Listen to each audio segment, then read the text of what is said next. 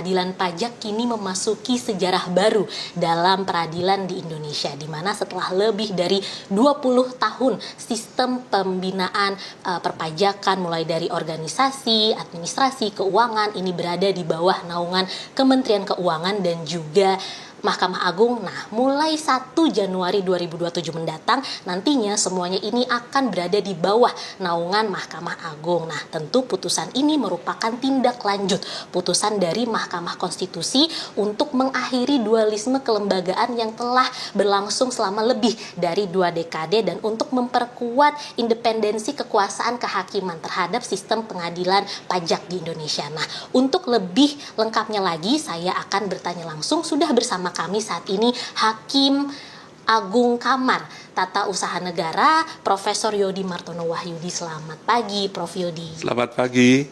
Ya, Prof, pengadilan pajak ini kan telah berkembang dari Majelis Pertimbangan Pajak menjadi pengadilan khusus yang kini memasuki sistem satu atap Mahkamah Agung. Nah, bagaimana Prof. Yodi melihat perjalanan sejarah tersebut dalam perspektif reformasi kekuasaan kehakiman di Indonesia?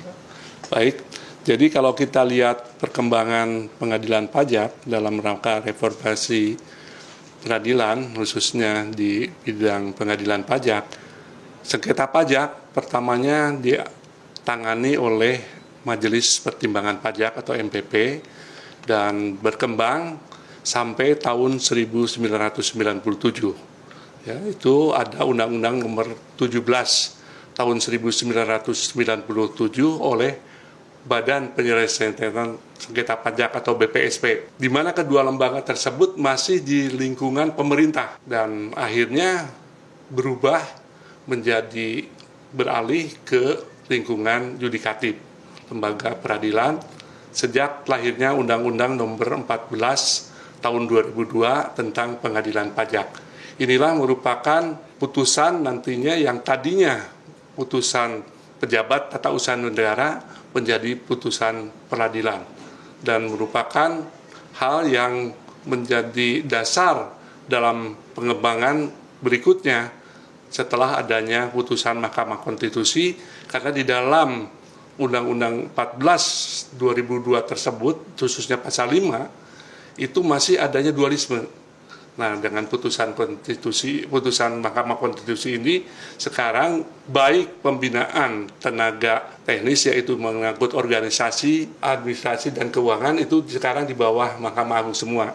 Jadi baik di teknis maupun kelembagaannya sekarang semua di bawah Mahkamah Agung, sehingga sesuai dengan amanat Undang-Undang Dasar Negara Republik Indonesia tahun 45. Baik, kalau gitu Prof. Yudi, ini seberapa penting ya putusan Mahkamah Konstitusi nomor 26 garis miring PUU 21 2023 dalam memperkuat kemerdekaan kekuasaan kehakiman khususnya bagi pengadilan pajak? Ya, ini merupakan tonggak yang sangat penting bagi perkembangan karena merupakan hal yang sesuai dengan prinsip kemerdekaan kekuasaan kehakiman yang merdeka.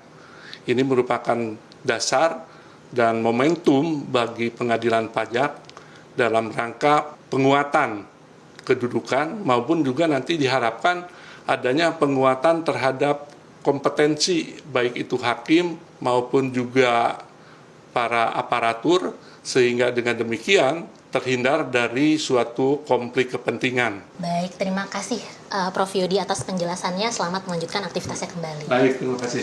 Ya, saudara, itu dia tadi penjelasan dari Hakim Agung Kamar Tata Usaha Negara Profesor Yodi Martono Wahyudi.